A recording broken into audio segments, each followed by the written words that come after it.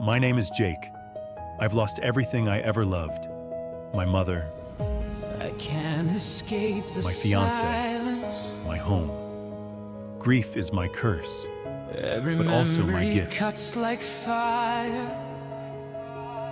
I walk this broken world, carrying the weight of pain and helping others carry Still theirs. screaming in the choir. My chest is I am heavy, Jake. my hands I are am cold. Grief Guy.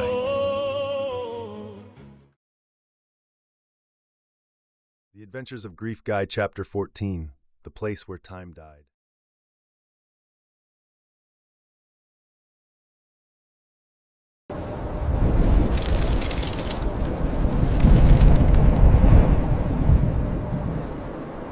The dirt road hadn't changed.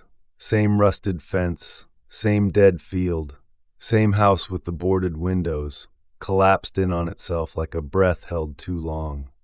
Jake stood at the edge of the property. Wind blew through the cracked silence. He hadn't been back in over 20 years, but the house remembered, and it was waiting. He stepped onto the porch. The boards didn't creak. Time didn't breathe here. The air smelled like smoke and sorrow. Jake reached for the doorknob, and the door opened on its own. Inside, everything was exactly as he remembered it, down to the crack in the teacup on the table.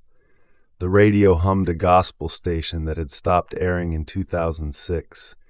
And in the kitchen, his mother, alive, back turned, humming softly, wearing her housecoat, braids pulled into a loose knot, stirring something in a chipped pot. Jake froze. "Mama?" She didn't turn around. "Boy, you better wash your hands before dinner." Jake's voice trembled. "Mama, it's me. She turned, smiling, but her eyes were empty.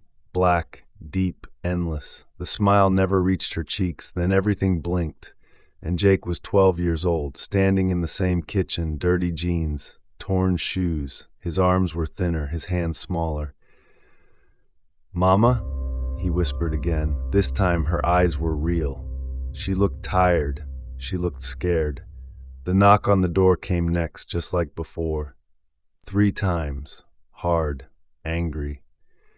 Jake remembered what came after that. He remembered the yelling, the man with the badge, the shaking hands, the sound of his mother's voice breaking.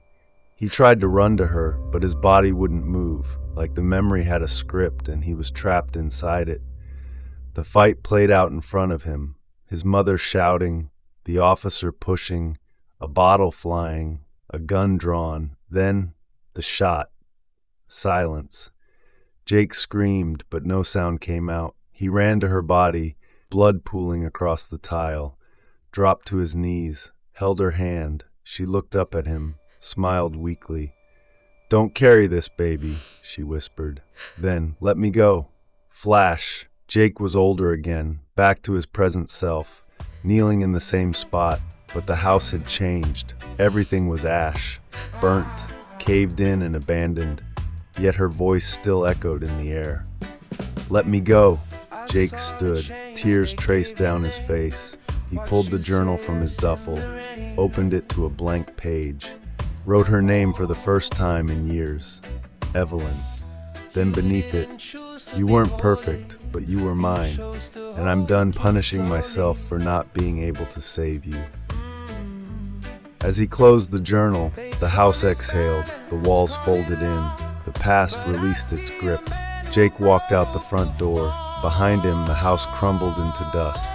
Not by fire, not by force, but by forgiveness. He didn't look back, not this time.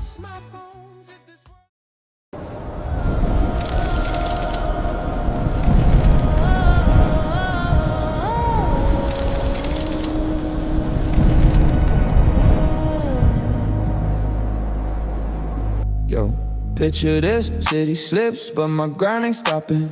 Grief guy on the beat, got the emotional drops popping. Ain't no cape, no mask, just a heavy heart and soul. Navigating the trauma, trying to make myself whole. They call me sad boy, the blues man, whatever fits the bill. But I'm processing the pain with a lyrical thrill. From the funeral haze to the silent empty room, turning all that agony into a ribbon hit boom. Oh. Heartbreak on repeat, yeah, that's my daily tune. But every single teardrop feels a deeper groove soon. Gotta face the shadows, gotta dance with the despair. Before the drop comes heavy, can you feel it in the air? Being vectors of grief, God. Give us a get deeper. Ain't no time to cry. Just feel the beat, let the bass testify. Yeah, I'm grief, God. Taking sorrow to the club, turning tears